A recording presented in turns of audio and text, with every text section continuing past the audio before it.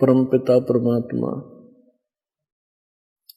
सर्व सृष्टि के रचनहार कबीर परमेश्वर जी, ये हम सभी आत्म एहसास हो रहा है, क्योंकि एक प्रश्नवाचक चिन्ह आज तक किसी से हट नहीं पाया कि हम क्यों मरते हैं, क्यों जन्मते हैं।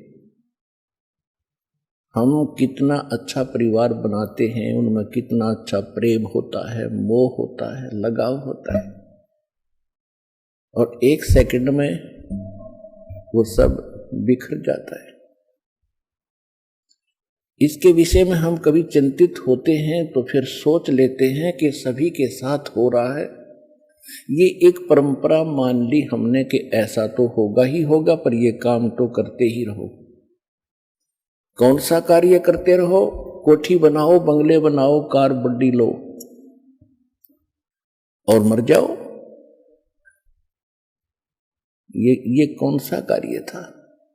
ये सभी हमारे साथ जो घटनाएं घट रही हैं, आप प्रतिदिन देखते हो, किसी ना किसी गांव में या किसी घर में अपने खुद को भी बहुत सी ऐसी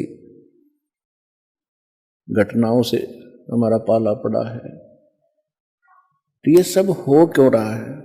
तो उसके लिए परमात्मा हमें स्वयं आकर के ज्ञान कराते हैं कि आप इस गलत लोक में आ गए और यहां से जाने का जो इस जन्म और मृत्यु के रोग से बचने का जो तरीका है, जो विधि है, वो वास्तविक भक्ति है, वो परमात्मा स्वयं ही बताते हैं। और उसके लिए वो स्वयं सशरीर वहां से आते हैं जहां परमात्मा रह रहे हैं। इस काल भगवान को ही हम ब्रह्म कहते थे, और जो वेदों के ज्ञाता माने जाते थे वो कहा करते थे कि ब्रह्म सुप्रीम पावर है, ब्रह्म से ऊपर कोई परमात्मा नहीं है। ब्रह्म कहाँ रहता है? वो ब्रह्म लोक में रहता है। फिर पूछते थे परमात्मा है कैसा? कि वो निराकार है।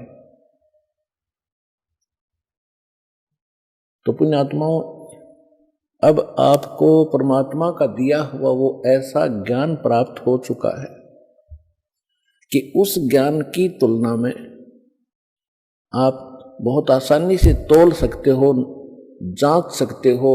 जो हमारे धर्म गुरु ऋषि महर्षि जो हमें ज्ञान दिया करते थे, वो कितने भगवान से परिचित थे, वो कैसा उन्होंने भगवान को जाना था।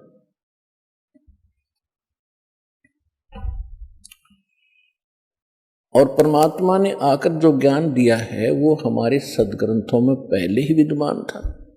ये क्या जाने वेदों और गीता को।